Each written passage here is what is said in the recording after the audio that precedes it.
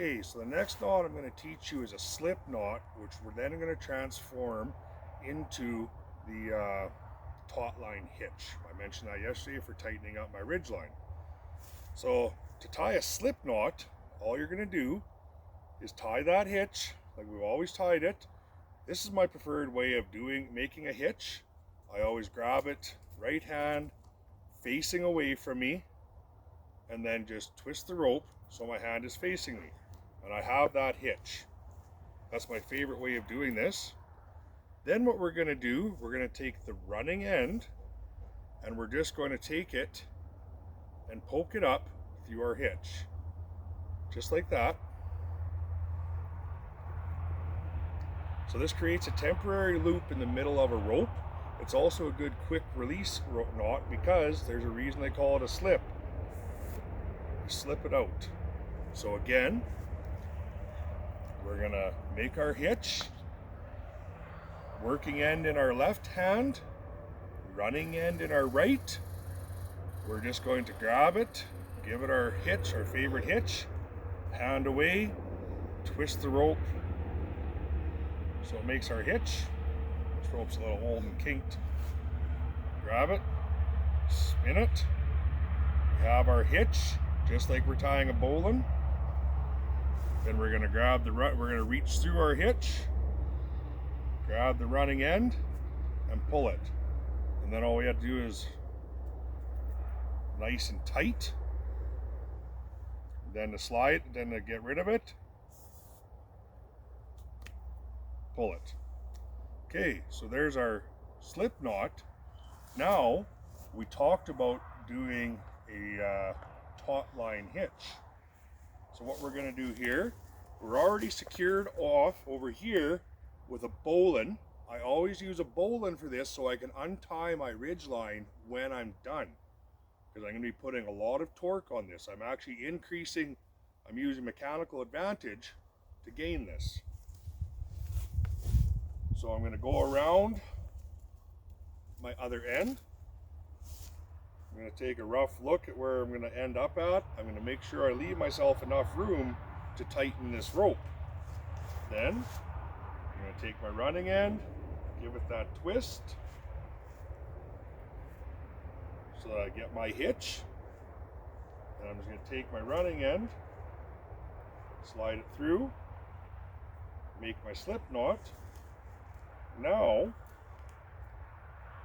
I can just continue with my running end, poke the running end through that loop on the slip knot, and pull back on it. As you can see how much tighter I'm getting this rope. Okay, now this one is almost tied a little too close because now my loop has hit the tree. So what we're going to do, it didn't work out. I'm going to remember where that knot was, and let's tie it again. You have to remember to tie it long enough that your rope, your running end, can reach it and pull back through though. So we're going to move it down about 2 hand widths. We're going to take right hand, holding the working in our left, running in our right, hand away, then facing us. We're going to reach through, grab that running end, pull it like that. As you can see, we've now created a slip knot. Run it through. Now if I pull this a little bit, just a little bit, it's just going to make my slip knot loop a little bit smaller. And then I'm going to reach through, put my running end through, and pull it. So this is actually how these are the knots that I use to tighten, to actually set up my hammock. I'll set up a rope like this, a little heavier to hold me, and I will use a bowline and a taut line hitch to tighten. One other thing we can do, and then, one other thing, once you've got it tied off, then you just have to secure it. And one thing that actually works is another slip knot. So if you grab your rope and just poke that through, like make a hitch, poke that through, now it's tight. It's going to slip a little bit though. If I had more rope, I'd do some wraps around the tree and tie it off. And then when we want to let go, we just grab it and pull it. So one thing about this though, guys, there is another knot for that. I don't know if we'll get into that or not yet. I will usually tie it a little further away. I'm going to tie that slip knot again, real quick.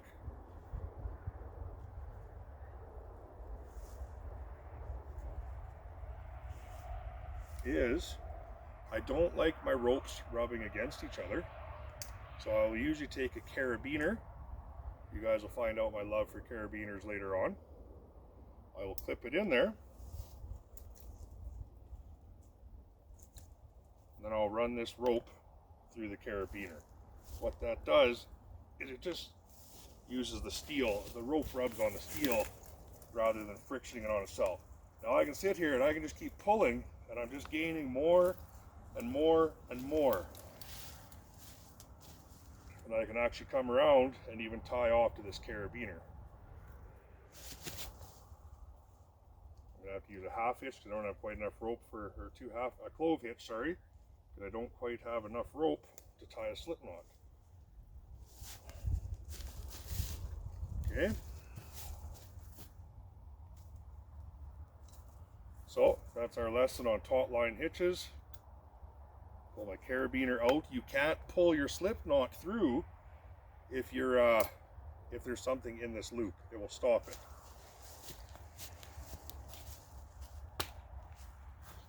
And now we're just going to walk over. You guys saw how much tension I was putting on there. Here's that bowline knot. Quick and easy to untie.